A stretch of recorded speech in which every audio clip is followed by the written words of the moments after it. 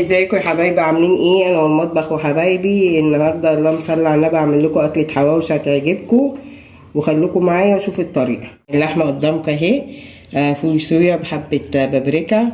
هنا طبعا حاطه بهارات، حاطه فلفل اسود، حاطه ملح. هنا بصلانه فشراها في المبشره زي ما انتم شايفين اهي، المبشره اهي عاملاها فيها. هنا طبعا فلفل الوان، هنا قوطه بحبه كزبره خضراء اهو. هوريكم الطريقه وانا بعملها. هحط لكم طبعا الحاجه زي ما انا قلت لكم كده ايه.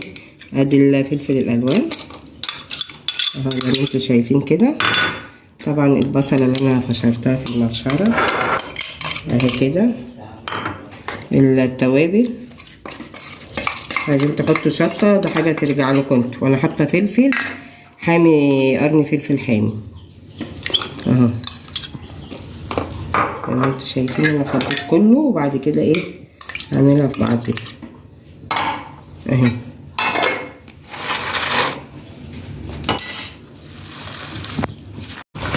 بعجن اهو قدامكم واحط الخلطه كلها زي ما هوريتها لكم اهي.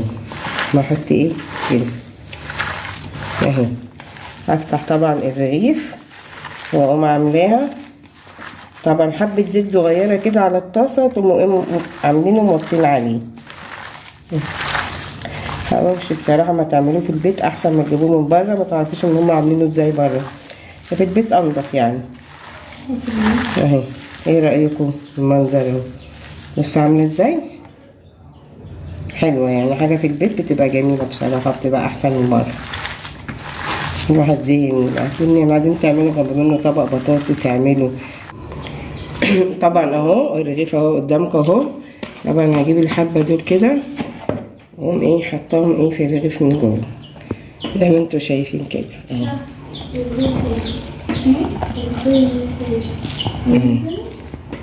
ابطط فيها كده وادخلها كده اهو. ماشي، شفتوا الرغيف عامل ازاي؟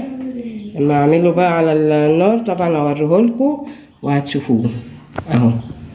طبعا اهو قدامكم نص كيلو لحمه مفرومه اهو، عمل 10 رغيفه. شايفين الشكل اهو؟ بصوا شايفين الشكل عامله ازاي؟ يعني حاجه في البيت اصلا يعني نضيفه عن بره، وحاجه جميله وبيبقى طعمه حلو.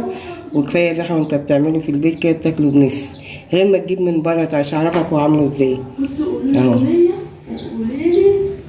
بص انا بحمره اهو قدامكم اهو. بصوا الطريقه عامله ازاي، بص شكله اهو. لسه اما اقلبه الناحيه التانيه هتشوفوه برضه. حلو لما تعملوه في البيت، حلو والله جميل. ايه رايكم؟ هقلبه لكم دلوقتي وهتشوفوه. بس الناحيه التانيه لسه اقلبه تاني هنا برضه شويه عشان ايه لسه طبعا محمرش كويس اهو زي ما انتوا شايفين كده اهو اهو. ايه رايكم؟